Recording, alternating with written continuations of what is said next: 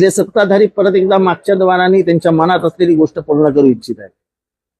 आमचं संविधान म्हणजेच मनुस्मृती असं म्हणणारे जेव्हा सत्तेत येतात तेव्हा काय घडतं याचं उदाहरण म्हणजे पाठ्यपुस्तकांच्या यादीत पुस्तकात आता मनुस्मृतीचा समावेश होत आहे.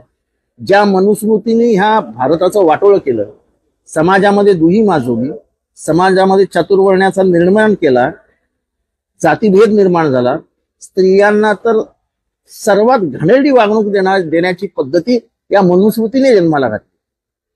ती मनुस्मृती परत आणली जाते. जे लोक 1950 साली म्हणाले की आम्हाला तुमचं संविधान मान्य नाही, आमचं संविधान म्हणे मनुस्मृती, तीच लोक आता परत एकदा मनुस्मृती आणण्याचा प्रयत्न करत आहेत. आणि तुम्हाला आणि मला संविधान वाचवायचं आहे. बाबासाहेब आंबेडकरांनी 1927 मध्ये मनुस्मृती दहन केलं आणि 1950 मध्ये संविधान जन्माला घातलं. आज मनुस्मृती येते.